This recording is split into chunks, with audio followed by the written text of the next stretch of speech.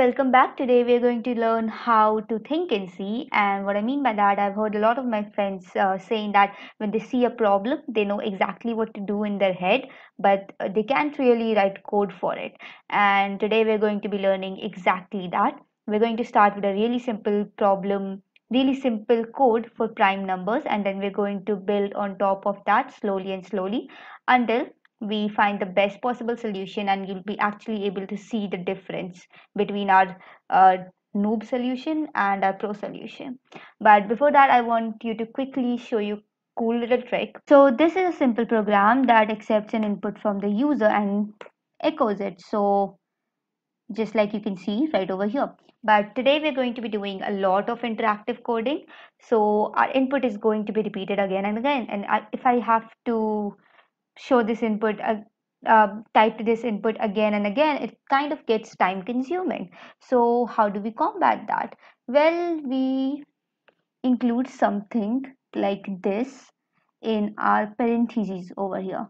Let's look closely at what I have just written. So we have an integer argument called argc, and what this stores basically is the number of arguments passed. What do I mean by the number of arguments passed and how do we pass it is while writing a dot out, we can pass our input right there. So our input, sorry, let's take a smaller input, 1, 2, 3. So we can pass many inputs like this. Okay. And argc basically counts the number of inputs passed, and it doesn't only count 1 2 3, it also takes into consideration this a dot out, which is our executable file over here. So taking this example 1 2 3, our argc value would be 4, and what does argv do? Well, it stores these value, and you don't have to worry about the pointer part or these box brackets that have suddenly appeared. You just need to remember that argv stores these values. And how do we access these values in argv? Well, it's if you type in argv1, then according to our example over here, argv1 is actually 1. Similarly, argv within box brackets 2 is 2, 3 is 3, and argv0 is this a dot out, this entire thing over here. That is argv0. A dot out is argv0. So now that we know how to access this, let's print this and see if we are getting the right answer.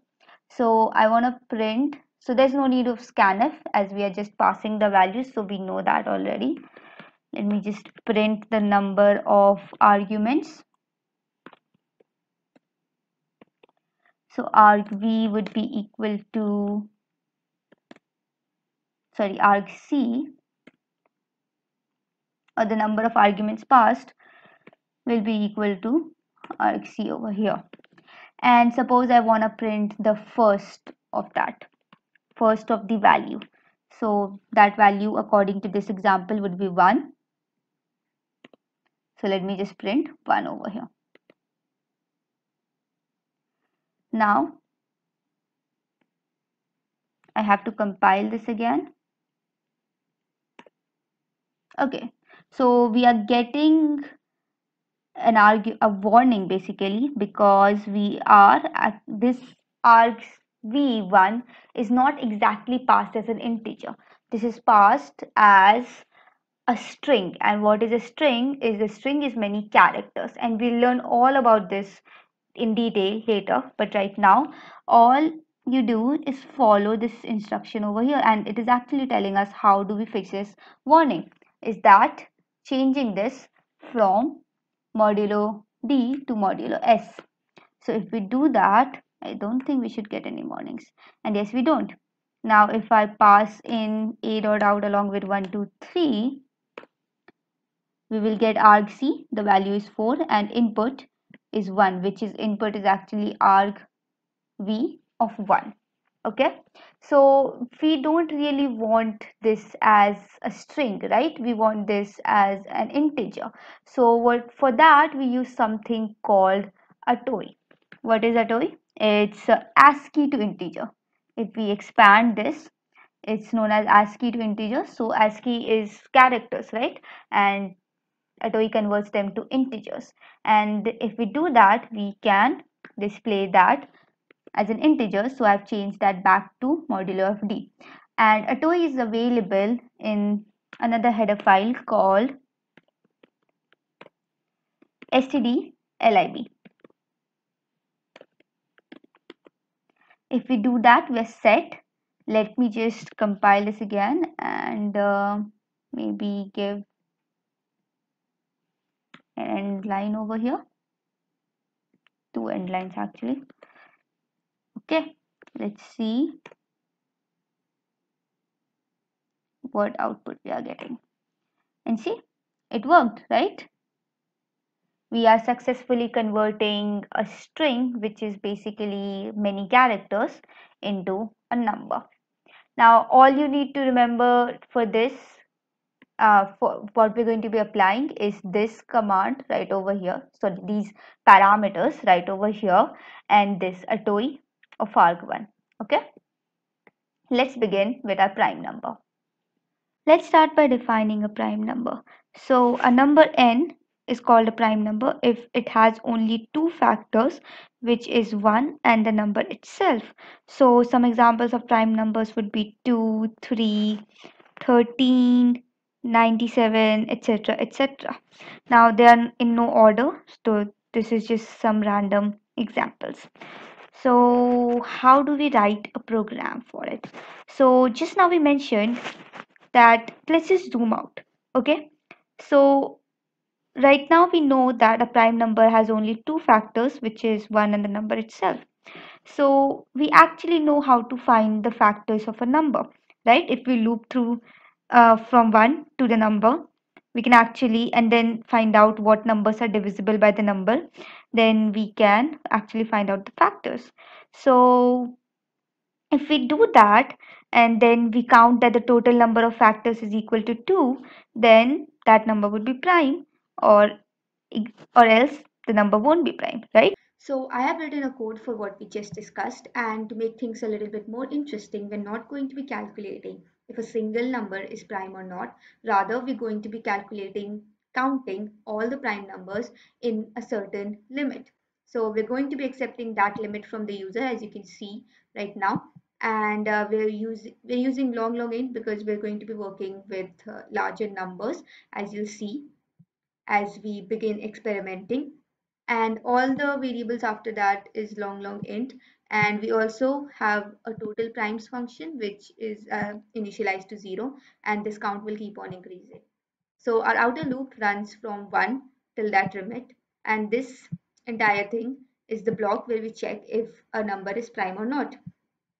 So a prime number should have only two factors, 1 and the number itself. So we start by declaring our factors at the beginning of every number. We declare if we initialize our factors to 0, and then we run that loop, the inner loop from 1 to that number. And if we find out that this counter is divisible by the number, and how do we do that is if the counter is divisible by the number, the remainder would be 0, and the modulo operator helps us do that. So if this happens, we initialize the number of factors, and at the end of this inner loop we check if the number of factors is equal to 2, then the total number of primes increase. Then we increase this total primes, and at the end we print this out. So then we just compile the program, sorry, and you see we'll be running a dot out, and 10 is our limit that will be passing. And yes, we get the answer as 4 because all the primes below 10 are 2, 3, 5, and 7. So the total count is 4. So we are getting a right output. I'm going to show you a cool little trick in which you can find if how much time exactly is taken for your program to execute. And for that, we just simply write time before our executable file, which is a.out, or could be anything in your case. And then we pass in the argument. And you see we get this something called user system. Don't worry about all of this, just focus on this last part over here, which is 0.007 seconds total. So that's pretty huge, that's pretty fast, I guess. But what if we increase that to 10,000? Well, we still get that, but our total time has increased somehow. It's taking a lot of time, I guess. But what if we increase this to a million? Well, you see our loop is just keeps on executing, and we're not getting that immediate feedback, right? So how can we improve this code so that our code runs faster?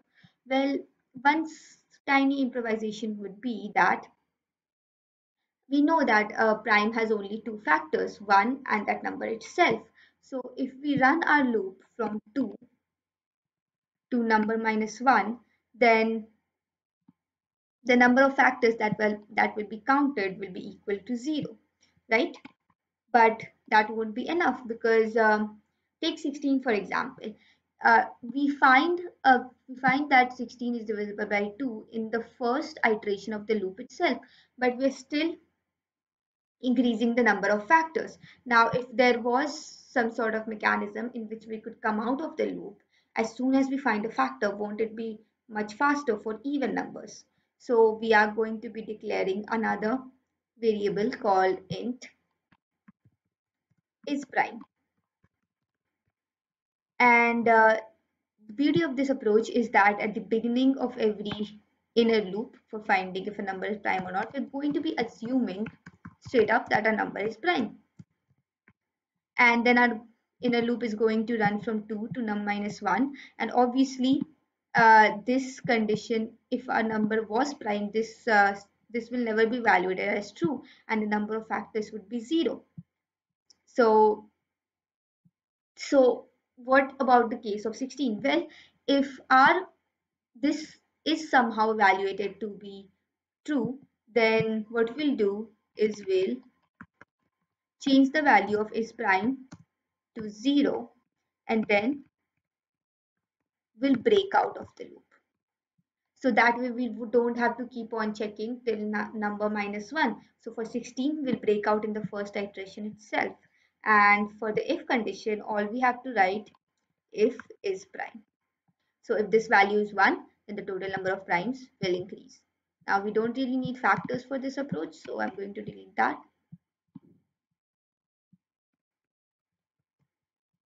And you can see this loop is still running. This is taking a lot of time. So let's terminate that with Control C, and we're going to compile this again and try this for 10,000. Now, if you remember, last time at 10,000 took about 0.448 seconds.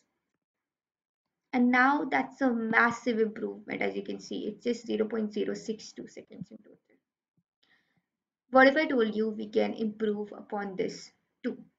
Because you see, we don't actually have to run our counter till number minus 1. But before I get into that, you need to understand something.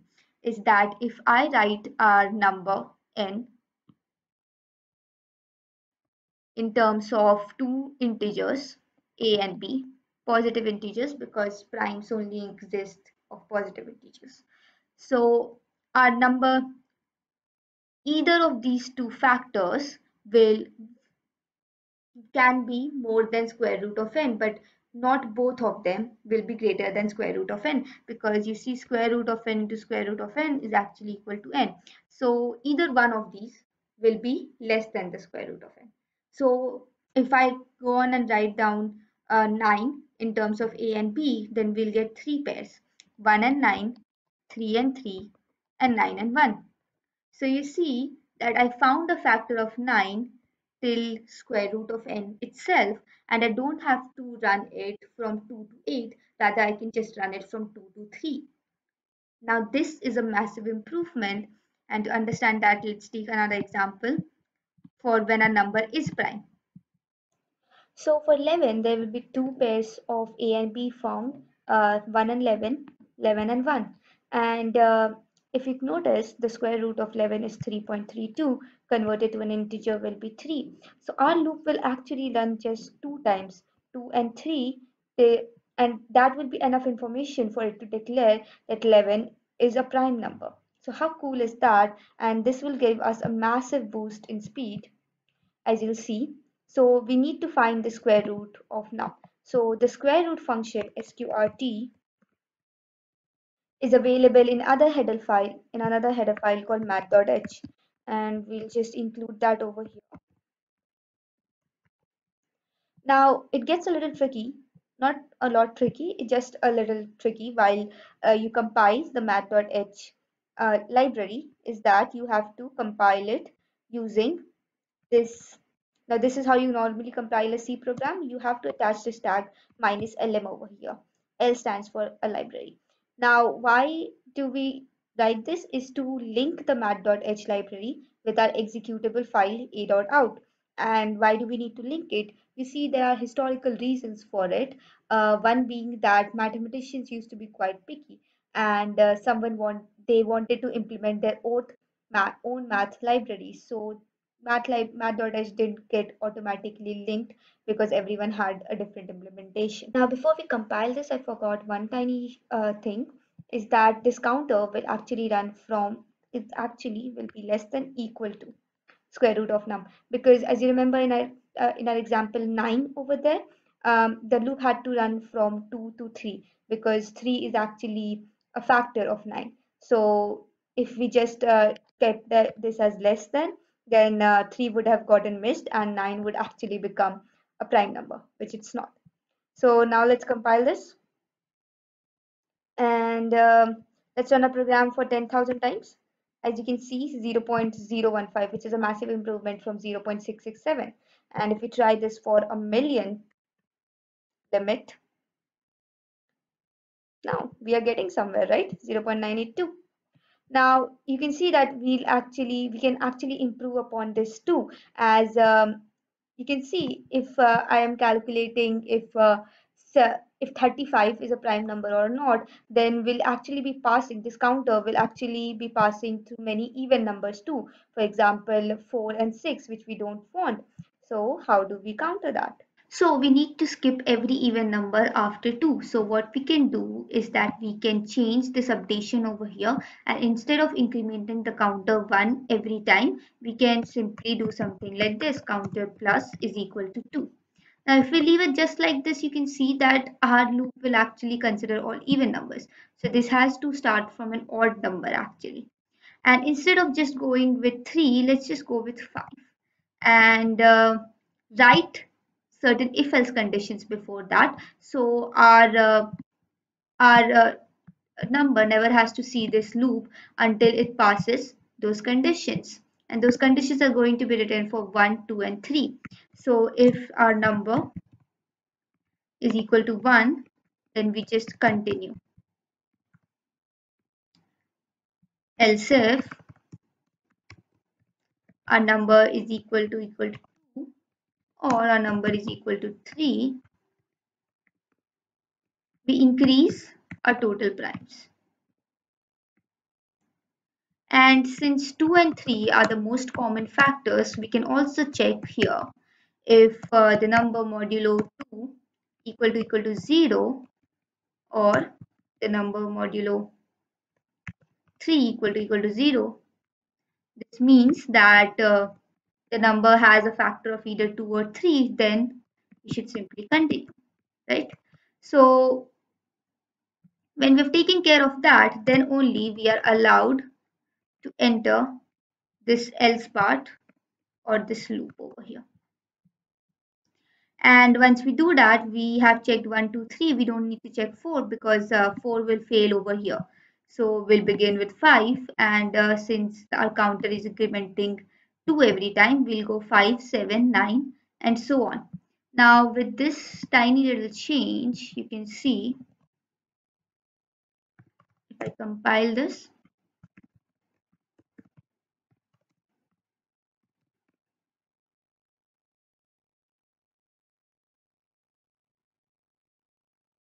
and try 1 million times. As you can see, with just a little bit of optimization, we are able to reduce this time from 0.9 to 0.7, and with just a little bit of maths we'll able to reduce this time even further. And what I mean by that is you need to know that every number can be represented in the form of 6k plus I, where both k and I are some integers. So if we write out this, we have 6k plus 0 plus 1 plus 2 plus 3 plus 4 and plus 5. Now why we don't write 6k plus 6 is that it can be 6 can be taken out and k plus 1 can be put in a bracket, and we can write something called plus 0.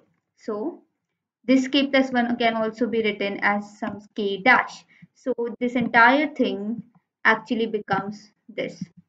So we only write numbers till 6k plus 5 to avoid any repetition. Now, if you notice closely, 6k plus 6k plus 0 plus 2 and plus 4 is divisible by 2, because 6k is divisible by 2, both 6k and 2 is divisible by 2, and 6k and 4 is divisible by 2.